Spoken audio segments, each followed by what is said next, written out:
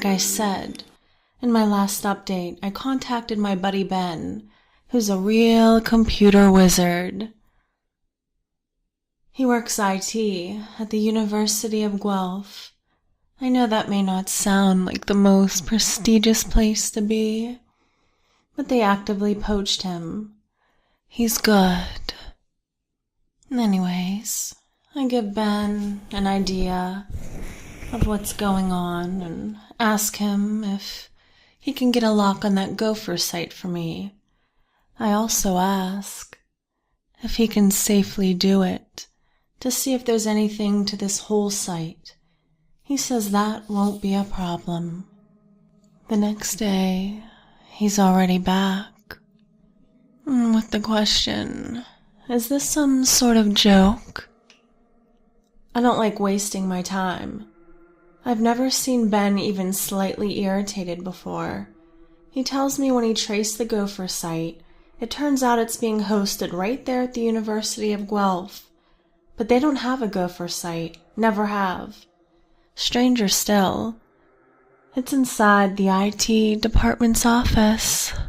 I assure him, if it's a joke, I'm not in on it. So he manages to track down the server to a storage room in a sub-basement below his office.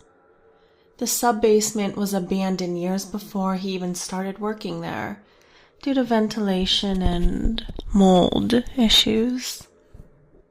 It's just full of old IT crap now and some storage lockers. Someone had set up the server in a storage closet.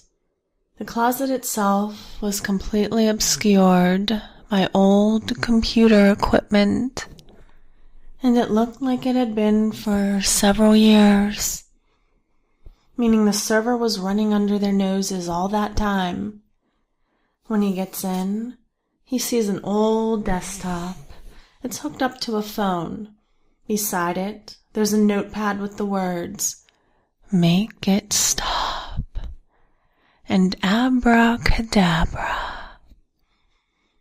on it in the same handwriting. He said that was a bit ominous. The whole place is covered in thick dust, but the server is still running. He hooks up a monitor and keyboard to disable it, and he said the ironic thing is it had an auto shutdown date of that very day. It gave him the chills, and he doesn't chill easy. When he let his manager know what he found, his manager told him there's really only one man who could have set that up. Back in the early 90s, a guy worked in the department they all called Milky, 'cause last name was Melky. He was a little eccentric, but then he had a burnout and it got worse. It started with him pounding his desk. The manager at the time asked him if he was okay. He said, "There's no way out."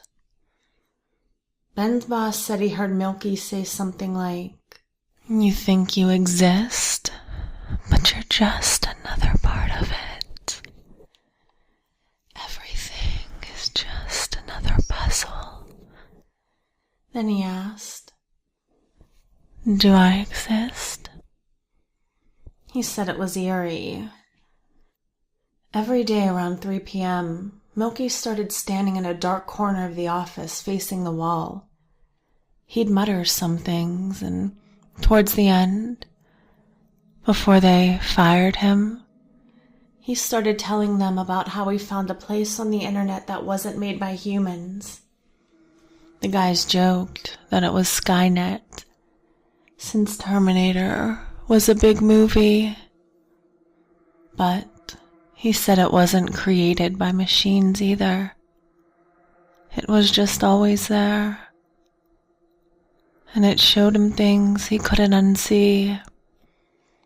Ben's boss even recalled that he started to tear up. The manager said it was sad to see such a smart guy clearly losing it. He was never caught stealing anything, but equipment disappeared during his shift, and it just caught up to him. He told them when he fired him that the secret place got into his head, and that he'd sometimes wake up in strange places, and he had no idea what he did. Ben said he wouldn't look up the hole for me. The gopher site was freaky enough, because there was one other thing I should know. The server had a link up through the phone line to a really old webcam, low res, and the image updates every 4 seconds or so. It's been running non-stop since '97. All of them just showed the front of someone's house. The same house back to '97. He sent me the photos because he knew what it was. It was my house. But here's the thing about that. The house I live in now, I just bought this house 2 years ago. So why was there a camera focused on it since '97? I can't be the target then. I went back to the police with the webcam information anyway. Turns out, even though they didn't think that there was a crime going on, the local police department got curious. Or at least one officer, Detective Thieralt, because the fact that Angelica disappeared meant there was a potential crime tied up in this. He went all out investigating this and actually turned something up. He found Angelica. When he told me she was well and alive, I was thrilled naturally. He said she voluntarily ran away, and she chose not to have contact with her family. She declined to say why, and legally was bound to protect her privacy. However, when he told her how it came about, that he went looking for her, she asked him if she could speak to me. He gave me her phone number and I called her up. I was nervous since it's been so long, and I was excited to hear from her again after thinking the worst. She answered quickly and asked if it was me. I told her yes, and it was nice to hear her voice after all of this time. Then she said, "It wasn't me sending you the messages." I told her I figured that much out, and that's when she let it drop. "I don't think you understand." She said, "I have never once in my life sent you any sort of communication before now. I don't know you at all." I felt a little shocked, a little worried and angry, because part of me thought she was lying. But what if she was telling the truth? I told her she must be confused. I found her through the Wiccan homepage on Angelfire, and I described the page to her. She said she didn't make that thing, and I should have never gone there. It's bad. She wouldn't say any more on that. Then I told her all the details I knew of her personal life, about her likes and hopes and dreams and her family. She said it was all true, but whoever told him about it, it wasn't her. That's why she wanted to talk to me now, so I would know the truth. She remembered how it used to happen every now and then a long time ago. She would have people tell her they talked to her online all night, but she knew she'd never spoken to them, and they'd tell her she was doing things she knew she'd never done. She was asleep or something, not even in town. Then they'd get weird or disappear. She remembered this one time she was doing her math homework, and a random guy messaged her with the solution to the problem. Was he spying on her? And he told her no. She asked him for help. She didn't believe him, so he sent her a screenshot. The message was from a day ago. She'd just gotten the homework that day. She said the worst it got was when she messaged a close friend of hers she saw online on ICQ. Her friend replied with, "Who is this?" She thought it was just a joke, so she said something silly. She didn't remember what. Her friend said she didn't think it was cool to be hacking Angelica's account, or if this was her brother, to knock it off. Angelica swore it was her. And her friend replied, I know you're not Angelica, because Angelica is sitting right here with me. She knew this friend wouldn't joke like that. She didn't have the imagination for it. Whatever it was, her friend really believed she was in the room with her, but she wasn't. Her friend always insisted she was right there that night. She said Angelica was showing her a cool new homepage. The friendship fell apart after that, because her friend got strange. That was the first she'd ever seen of the homepage, and she knew it was bad juju.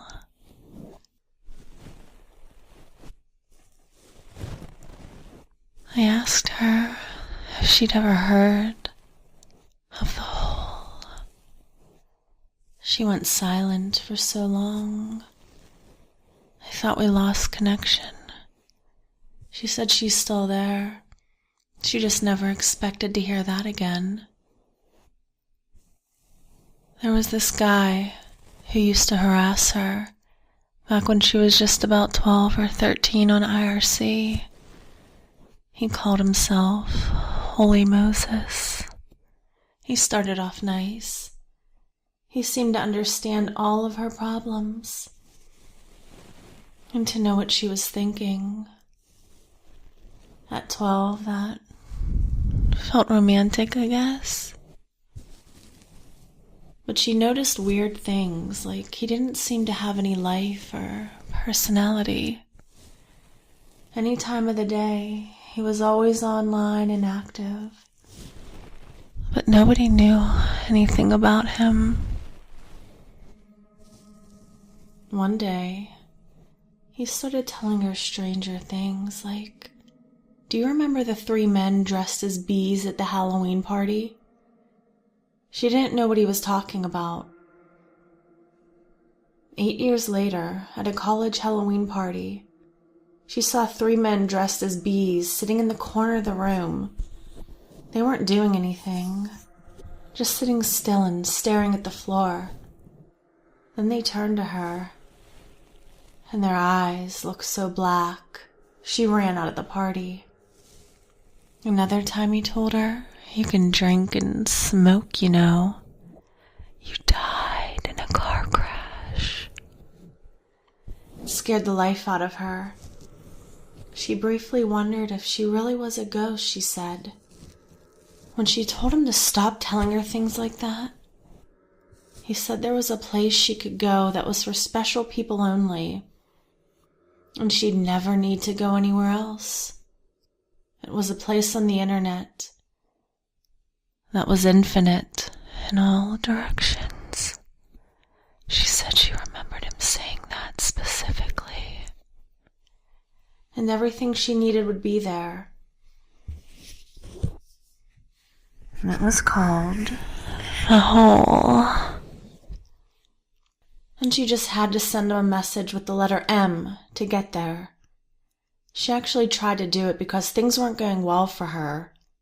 But she sent the letter N by accident because her hands were shaking. Holy Moses went offline and she didn't see him after. Until 2010, when she got an email from the New Commandments at holymoses.com saying, "You coming?" If anyone was impersonating her, she said that was the most likely person. At the time, she was so naive. Looking back on it now, talking to me, she said he was the creepiest person she'd ever encountered. Just thinking of him creeped her out and made her afraid he'd sense it somehow and come for her. She said that was all she had for me and not to call her again. I thanked her for taking the time to talk to me at all and wished her the best in her life. I think I'm going to need some time to process all of this. Well, I hope you guys enjoyed the third part to this creepy story. There is a part 4, and if you'd like to hear it, just leave a comment down below. And if you have a story of yourself, true or fiction, submit it to me for a chance to have it read right here on this channel. Stay creepy.